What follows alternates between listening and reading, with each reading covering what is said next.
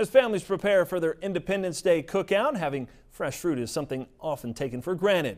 Well, it's not for some Michigan farmers, especially after a difficult 2012.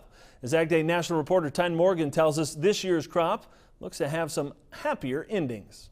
Fruit-laden cherry trees line the roads in northern Michigan. After such a trying year in 2012, 2013 is a welcome change. We went last year with a complete crop freeze out. We only harvested about 2% of our normal crop last year. Ben LaCrosse wasn't alone. Fruit farmers all across Michigan saw unusually warm temperatures reach the 80s in March. The trees bloomed early and a freeze hit late, making it a year for the record books. I have never seen a year like that. I've heard about it. You know, my dad used to talk about the year that they couldn't find enough for a cherry pie. Well, I've seen one now, and I hope to never see another one. This is a side-by-side comparison Greg Schooks took in early April this year. While northern Michigan residents complained about the long winter, area farmers knew it meant a promising year. That's the way we like it in the fruit business. The longer we can stay cool in the springtime, the less we have to worry about those freezes and frosts that hurt us so much in 2012.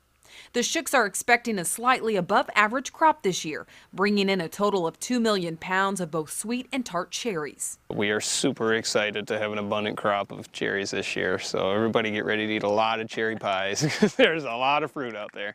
While farmers are all smiles this year, they are still feeling the lasting effects of no crop in 2012. Without a safety net in place, no fruit meant no income. Luckily, here in the state of Michigan, our state legislature stepped up and helped buy down some points for some low-interest loans that fruit farmers could get last year to be able to withstand last year's freeze. And it's more than just the financial burden from last year's lack of crop that's weighing on these farmers' minds. It's also possible diseases this year. We introduced a disease called bacterial canker.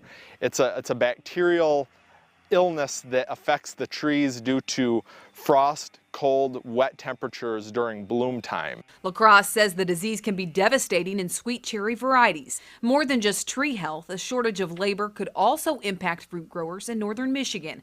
Last year, LaCrosse was forced to call their migrant workers who make the trek north every year to tell them they had no fruit to harvest.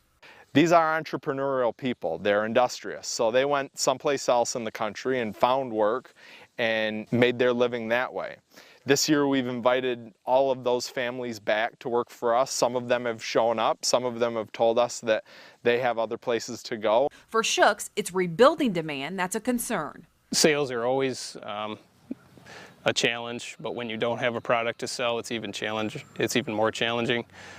So I believe we're going to feel this sales slump for a couple years until we can gain some market back and prove that we do have a stable inventory and a very good product to sell. But with a good crop to sell and plenty of help to get it done, harvest will be in full swing in just a matter of weeks. Reporting from northern Michigan, I'm Tyne Morgan for AgDay.